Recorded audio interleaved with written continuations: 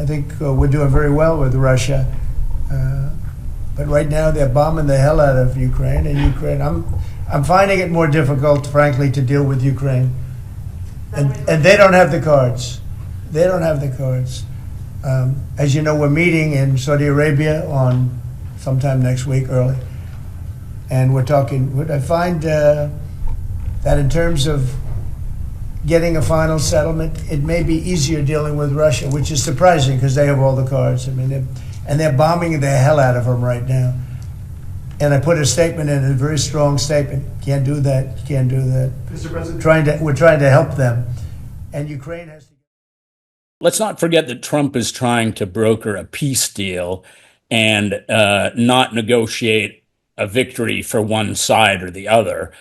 He's trying to, and he's really exhibiting bold leadership for peace, and he's applying smart economic pressure, certainly responding to Putin's aggression. He's often accused of being one-sided in this conflict, but he's showing himself to be willing to do that. And in some ways, he's fixing a broken strategy. President Trump is taking decisive action to end the war in Ukraine and, announcing that he's strongly considering massive banking sanctions and tariffs on Russia to force a ceasefire and final peace settlement.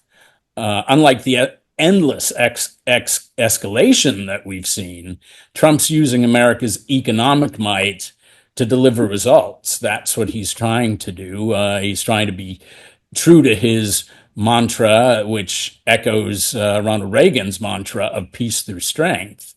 And in order to do this, he's showing that he's applying smart economic pressure, while the EU and Biden-era policies piled on sanctions that Russia dodged through China and India. Trump's innovative approach adds tariffs to the mix, hitting Putin's oil profits where it hurts most.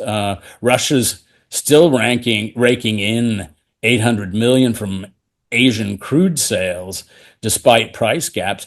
Trump's ready to shut that down. Trump is showing himself to really be a negotiator in this rather than a warmonger, unlike an open-ended conflict that Trump inherited on his watch. He's tying sanctions to a peace deal.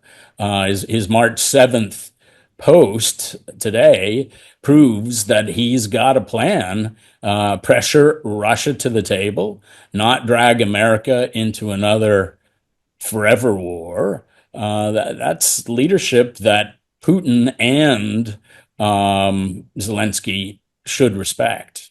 The fact that the U.S. has all the financial resources at its disposal that it does obviously gives Trump's country a lot of points to negotiate on.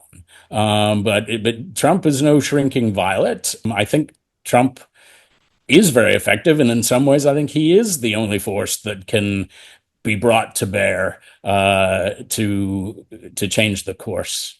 While he may get criticized for favoring one side over another, I think he prides himself, and I think it's a very effective strategy to actually be willing to talk leader to leader, as he does with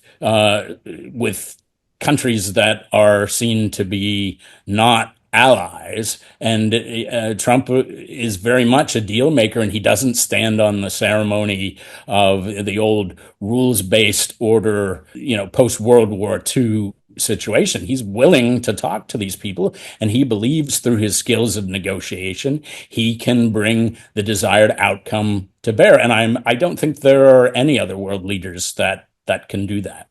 This does look like the strategy of someone who really is trying to broker a peace deal rather than negotiate a victory for one side or another, rather than someone who's trying to take sides.